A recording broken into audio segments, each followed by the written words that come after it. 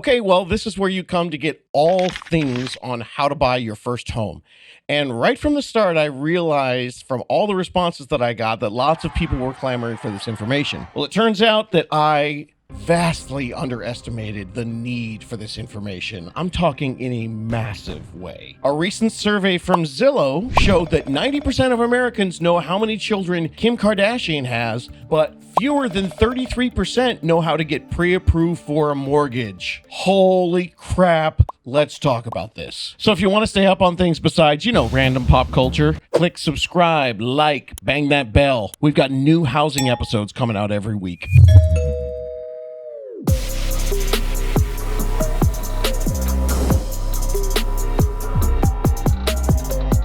What is up, my how to buy a homies? There was a recent survey that came out brought to you by our friends at Zillow that said that nearly 90% of the United States adults know that Kim Kardashian and Kanye West have 4 children, and about 70% of the United States adults knew about the reunification of Bennifer. But only 33% of adults know the benefits of getting a pre-approval for a mortgage. So I want to start today's episode with some of these depressing stats that came from the survey. And then instead of complaining about it or making fun of you misinformed millennials and Gen Z people, because I don't feel that, I'm going to get on the proactive side of this. I'm going to do something novel. I'm actually going to help you, since it is totally not your fault that no one told you about this stuff. First, some fun, and then we'll get into a current market update. So if you happen to be one of the people that answers the phone when someone calls and asks you this survey, please, you know the answer to these questions. Okay, fun time. Here's some more of the not so greatest hits from the recent What People Know About Housing survey. The majority of the survey respondents believe that just getting a pre-approval actually locked in your lower rates. This is absolutely not true. Now, it's the first step that you do to get a pre-approval, but locking into them doesn't mean that you lock into a lower rates, and it doesn't even mean that you lock your rate. Each bank and each lender, they've got different rules on how those locks work, and just getting a pre-approval doesn't mean that you get the rate of that day. And I'm getting a lot of people that will reach out to me and ask me one quick question and want the answer, and we'll talk more about the quick answer expectation epidemic that I'm seeing at the end of the show. But this was just another example of people going, oh, I do this, I get that. Cool, that's all I have to do. Not quite. Another one of the answers that was just highly disturbing was that most adults thought that the PMI, also known as the private mortgage insurance, people thought it applied to every single transaction. And it actually only applies to transactions when you put less than 20% down. Now, I spend most of my time on this podcast justifying and explaining that if you're savvy and smart and a financial baller, you can actually use PMI to utilize a low down payment, pay the PMI, and you're actually going to save money because you're only going to have that PMI temporarily. And you can do that instead of trying to save up the whole 20% while your rent is going through the roof and the market is appreciating. But apparently it turns out that not only did people not know that, but they didn't even realize when you did not have PMI. So that was a stunner. And then there was one that homeowners also had a lot of misinformation on cryptocurrency. Color me shocked. As well as the purpose of home appraisals and offering earnest money. Survey answers were low on that. The only factor that the respondents seemed to have a good grasp of when it came to things dealing with home ownership was credit scoring, with the majority understanding payment history is crucial to a good score. Awesome. That's great. I also have this comment on that. Duh! People doing the survey. It just blows my mind that they don't think about where you guys are coming from. Of course, adults who have been renting for a little while but haven't bought a house yet, of course they understand credit scores, because credit scores are the things that they've already had to deal with in their years when they've been adulting. Whether you're renting a home or buying a car, you've had to deal with credit. And the other stuff is brand new to them. So instead of spending all your time doing a survey to figure out what these people don't know, how about spending some time putting out some content that makes sense to them so they can understand this? Come on, man. Help the people out. And it's funny, I did actually even see a flaw in the one thing that they said was good. I did see a flaw. Do you remember what it said? It said the only factor respondents had a good grasp of was credit scoring, with the majority understanding that payment history is crucial to a good score. Okay, now those longtime homies out there, what do you see that's wrong with that sentence or incomplete? You finding it? They said understanding that payment history is crucial to a good score. That's only 1/5 of the equation. Payment history is very important. It's one of the larger chunks of the credit pie. If you don't know what I'm talking about, I'm not kidding right now. Google, how do they calculate my credit score? There's like 7,000 pie charts.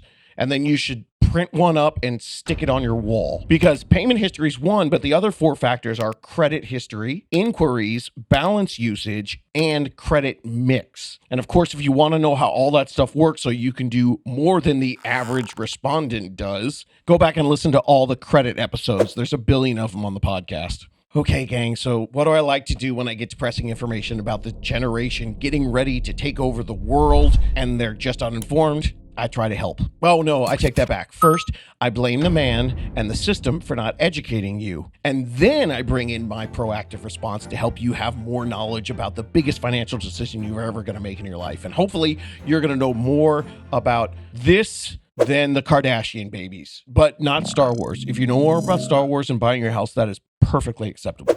Now, since I just spent that time, kind of ragging on those folks who didn't know the things in the survey, how about I start with some good news to make you all feel better about yourself, for you want to be first-time home buyers. By the way, I'm not ragging at all. Ignorance is fine. It's not your fault. So let me give you some good news to start with, and then we'll get into all the facts and details. We're starting to see headlines right now about a cooling market. As I said in the last episode, bad headlines are good for you, just like cooling headlines are good for you if you're a first-time homebuyer. And it's really great news for those of you who maybe are at that point where you're out there shopping for homes and you're getting crushed.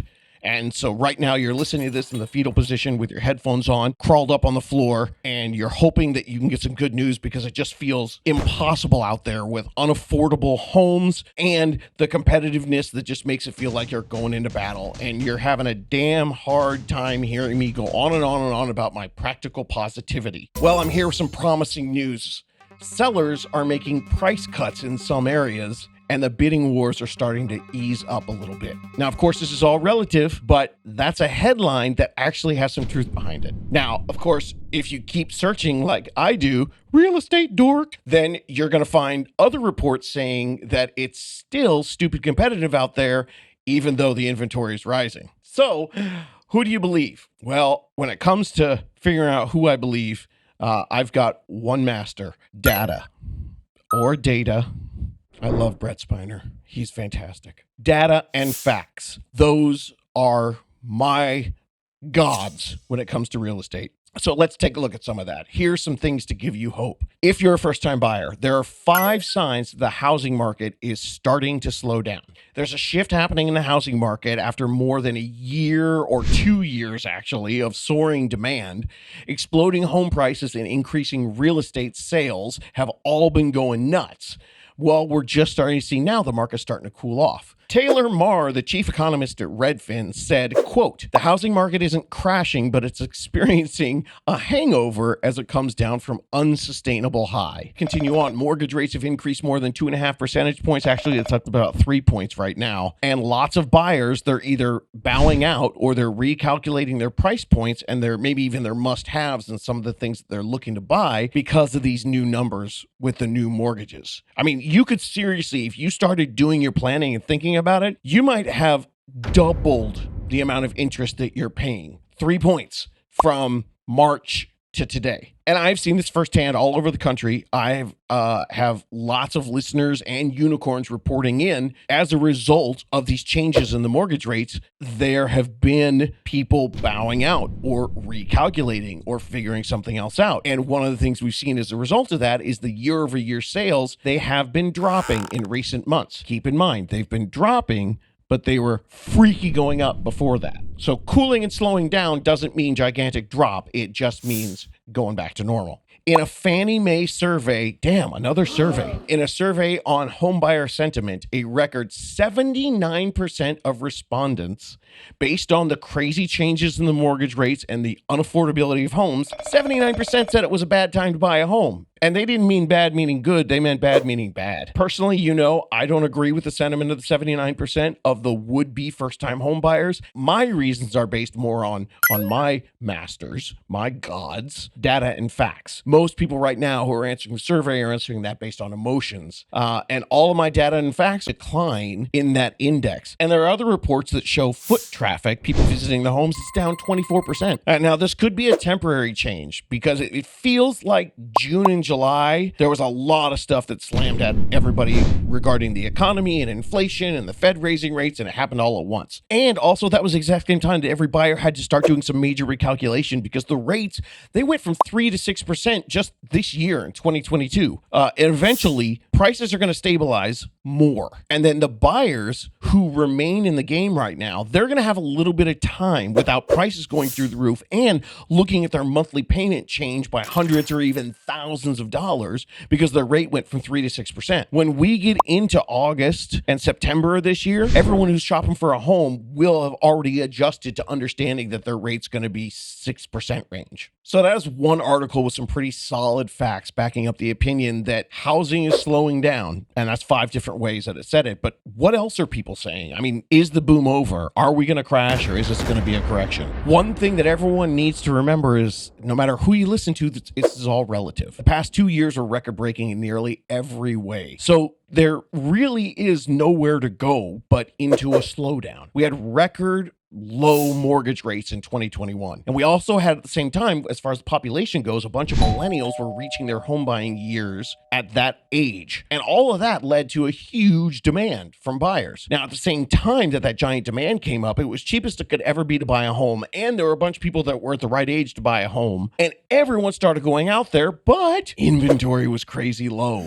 So smash that all together and you get a crazy market gumbo. But it cannot stay hot forever, and we're starting to see it. So most people are saying, again, correction, slow down, not a crash. If you take a look at the showing time index, that's one of the folks that checks out how many people are making appointments to see homes, showing time. Their traffic shows that according to agents and brokers, this is where we are with buyer demand. Look at this data that goes all the way back to 2019. It gives you a good baseline. Now, the baseline are all those numbers in gray right there. Those gray numbers right there, that's the baseline. That's 2019. And then it shows the skyrocketing prices going through the pandemic in the blue. And while the current buyer demand, which is there in the green, is moderately slow, take a look. It's still way above our baseline 2019 levels. And since 2019 was such a strong year for the housing market, this helps to show that where we are right now, the market isn't crashing. We're mimicking another strong time. It's just a turning point,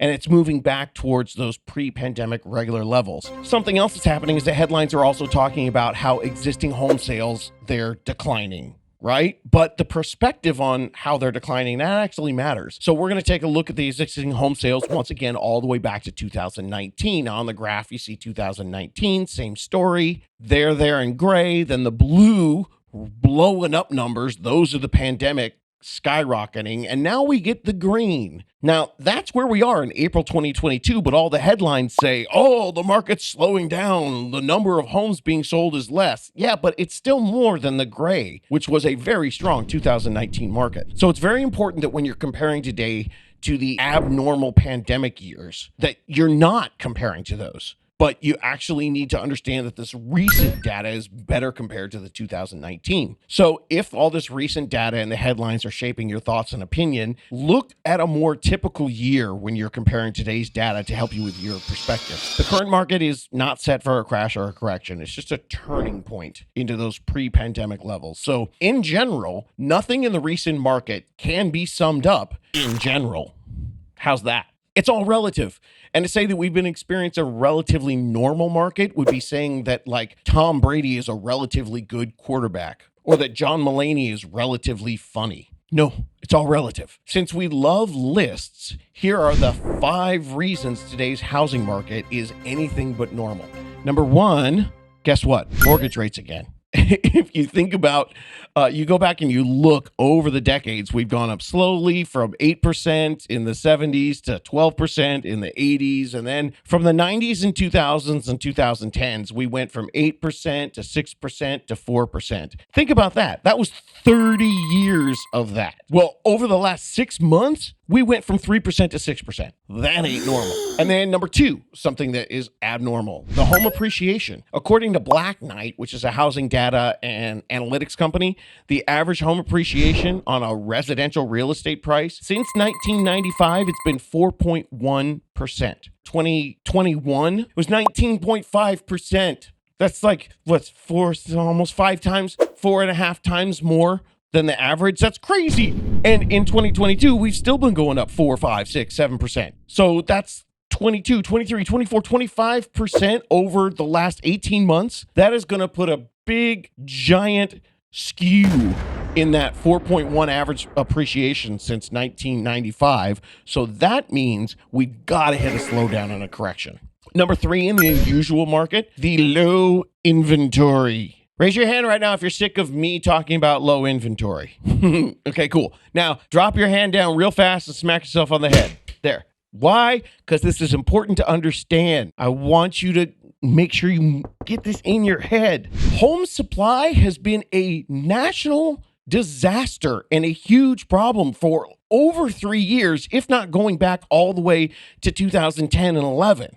But it never seems to get mentioned. The low inventory, it's affecting everything with housing. And the fact that we're 607% less inventory than we were in 2008 means that this is not a crash. There's not enough supply to cover even a minuscule demand. Number four, and why things are weird right now. How long does it take to sell a home? Your days on market. The days on market, that's a stat that is an indication of how hot the market is. It tells you how quickly homes are selling. In 2019, before the pandemic, according to Fred, which is not some dude down the hall in my office, it's actually a respected leader in the gathering of economic data, especially when it comes to housing. It's the Federal Reserve Bank of St. Louis. Why the Federal Reserve Bank of St. Louis is called Fred, I have no idea, but it's a great resource.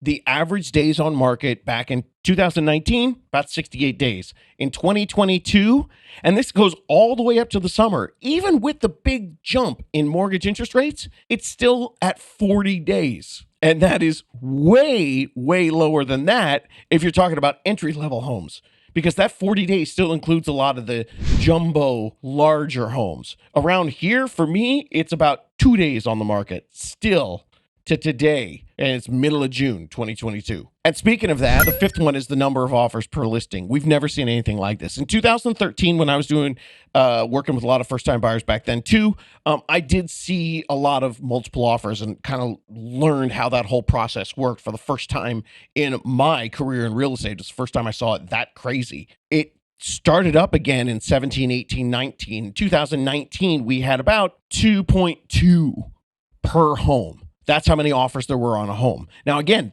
keep in mind, this also includes the bazillion-dollar homes that only get one random weird offer.